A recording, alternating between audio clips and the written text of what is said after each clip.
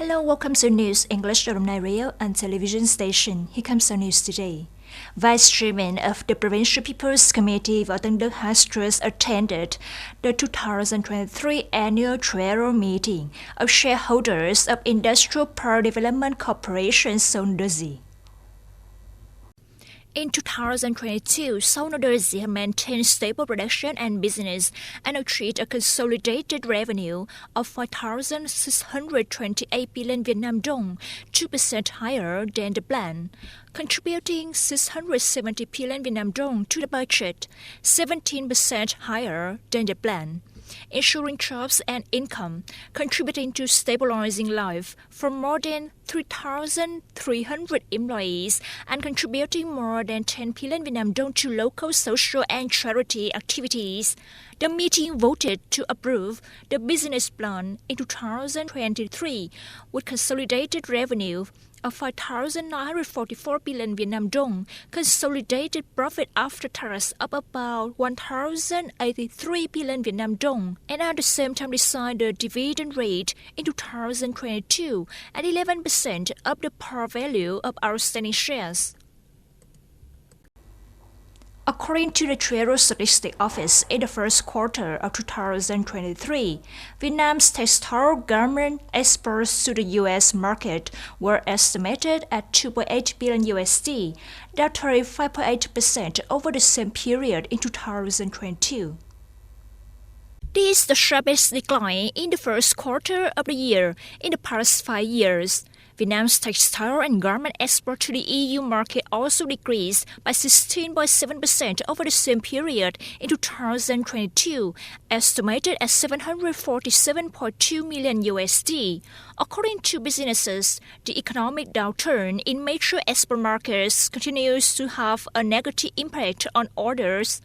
Orders have been showing signs of slowing throughout the first quarter of 2023 and will likely not prosper until the end of the third quarter 2023.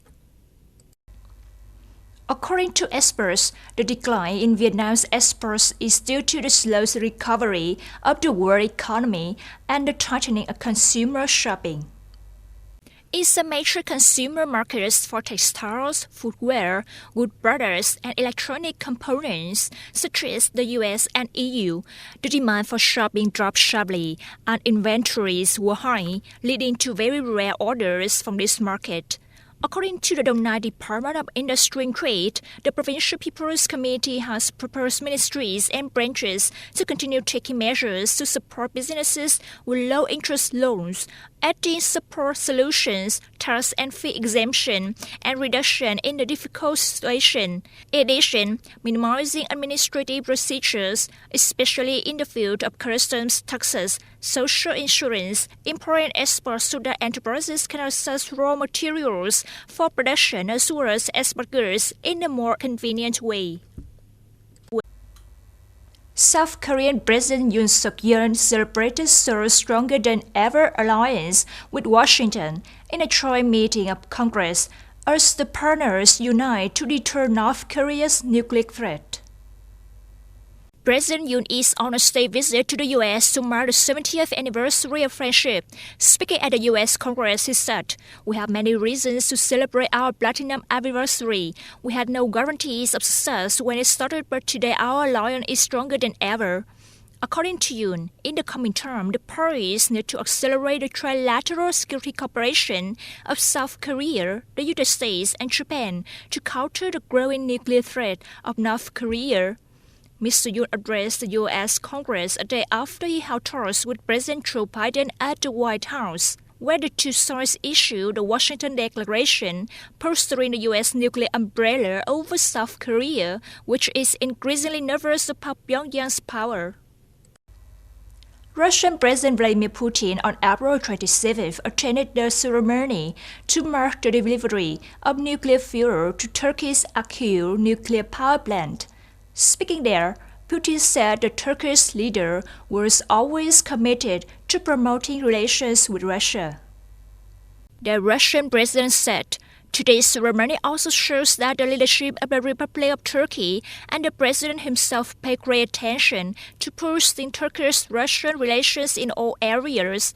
For our part, we certainly support this attitude, and we are confident that close cooperation and partnership between Russia and Turkey are mutually beneficial. The Russian leader congratulated Mr. Erdogan on the inauguration of the Akkuyu plant, a project being carried out under the intergovernmental agreement that Russia and Turkey signed in 2010. That's all for our news English for today. Thank you for joining us, and goodbye.